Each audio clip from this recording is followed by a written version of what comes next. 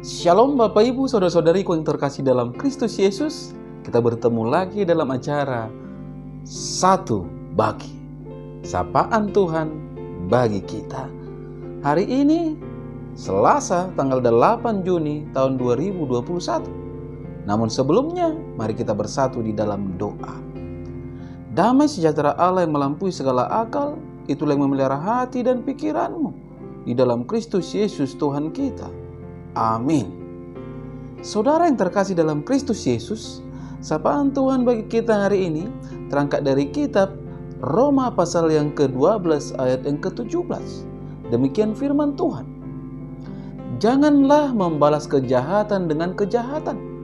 Lakukanlah apa yang baik bagi semua orang. Sampai jatuh firman Tuhan.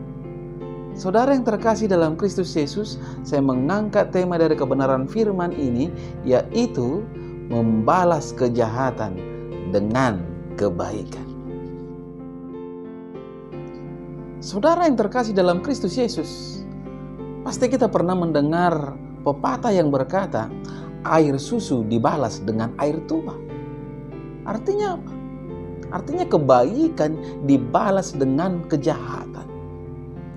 Hal itu sering terjadi di dunia ini. Mengapa? Karena memang demikianlah watak dan sifat dunia. Namun firman Tuhan saudara-saudara berkata beda.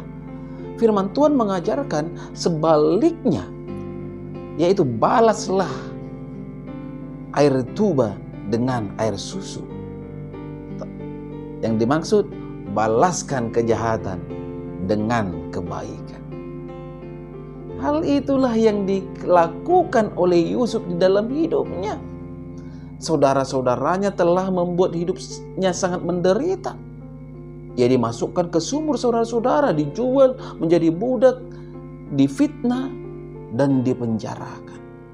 Yusuf tidak membalasnya ketika kasih dan pemeliharaan Tuhan membalikkan keadaan. Yusuf menjadi orang nomor 2 di Mesir. Dan saudara-saudaranya datang berlutut kepadanya, memohon pertolongan. Dan ia pun menolongnya. Saudara yang terkasih, perlu kita ketahui, mengasihi orang yang telah berbuat kejahatan kepada kita bukanlah berarti kita setuju dengan tindakan mereka. Tetapi hal itu merupakan perhatian dan keprihatinan kita yang tulus untuk tetap mendoakan agar mereka kembali dapat mengenal kasih dan kebaikan Tuhan. Dan setelah mereka bertobat, maka mereka pun dapat memperoleh keselamatan yang Tuhan Yesus tawarkan kepada setiap orang. Itulah sebabnya Lukas 6 ayat ke-27 berkata, saudara-saudara, tetapi kepada kamu yang mendengarkan aku berkata, kasihilah musuhmu, berbuatlah baik kepada orang yang membenci kamu. Saudara yang terkasih, bagian kita hanyalah menjadi agen cinta kasih Allah, menunjukkan kebenaran sehingga setiap orang mengenal Kristus Yesus. Tindakan kasih itu bukanlah tindakan yang lemah atau tindakan yang kalah kepada kejahatan, tetapi bukti dari suatu sikap bahwa Yesus sudah lahir dalam hidup kita. Saudara yang terkasih, kejahatan, kebencian, dan dendam hanya akan menjadi penghalang berkat Tuhan dicurahkan di dalam hidup kita. Kalau kita melihat kehidupan ini, sampai saat ini masih banyak orang Kristen yang sulit sekali mengampuni orang lain, mengasihi orang lain yang berbuat tidak benar. Hatinya masih dipenuhi oleh rasa sakit hati, kepahitan, dan dendam. Bukankah saudara-saudara, hal ini menunjukkan bahwa kita belum bertobat dengan sungguh-sungguh?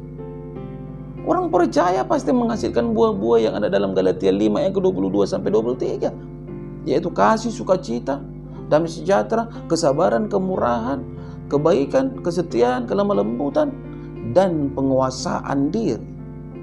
Ingatlah saudara-saudara, berbuat baik kepada yang telah menjati kita bukan berarti kita itu orang bodoh. Justru merupakan jalan menuju kemenangan untuk meraih berkat-berkat Tuhan yang sangat luar biasa. Roma 12 ayat ke-21 berkata, saudara-saudara, janganlah kamu kalah terhadap kejahatan, tetapi kalahkanlah kejahatan dengan kebaikan. Ini firman Tuhan. Oleh sebab itu percayalah bahwa orang benar tidak akan ditinggalkan oleh Tuhan, tetapi akan beroleh kemenangan karena Tuhan kita adalah Allah yang peduli dan tiada yang mustahil bagi Dia.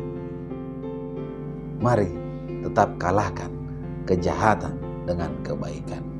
Amin. Kita bersatu dalam doa.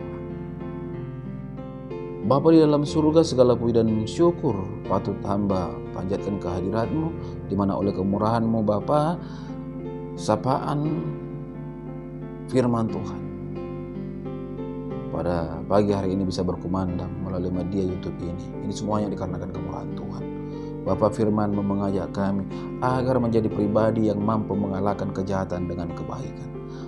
Berikan kami Tuhan kekuatan, meteraikan kebenaran firman-Mu ini melekat dalam kehidupan kami, sehingga setiap para pendengar Tuhan mampu menjadi alat-alat Tuhan, di mana mereka semakin disempurnakan, dipulihkan, menjadi orang yang percaya kepada Tuhan. Tuhan Yesus yang baik, ketika para pendengar di dalam kelemahan, mari Engkau berikan kekuatan. Ketika mereka sakit, mari Engkau berikan Tuhan kesembuhan. Ketika mereka berhadapan dengan persoalan, mari Engkau berikan jalan keluar, karena memang tiada yang mustahil bagi Engkau ya Tuhan Yesus. Hamba berdoa untuk setiap pendengar. Berkati rumah tangga mereka, berkati usaha dan pekerjaan mereka, anak-anak yang telah Engkau titipkan. Berikan Tuhan kepintaran dan hikmat serta bijaksana. Tuhan Yesus yang baik, hamba berdoa untuk yang belum mempunyai momongan, Engkau berikan momongan. Yang belum mempunyai pekerjaan, Engkau berikan pekerjaan. Yang belum mempunyai jodoh, mari Engkau berikan jodoh. Hanya kepadamu hamba memohon dan mengadu. Terkhusus pada pagi hari ini hamba berdoa untuk adikku Tuhan, Bapak Rogasta, yang lagi bergabung dikarenakan Engkau telah memanggil terlebih dahulu mertuanya.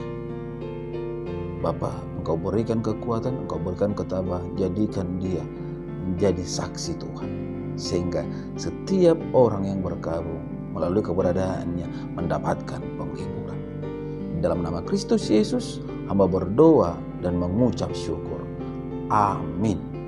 Salam buat kita semua. Salam sehat.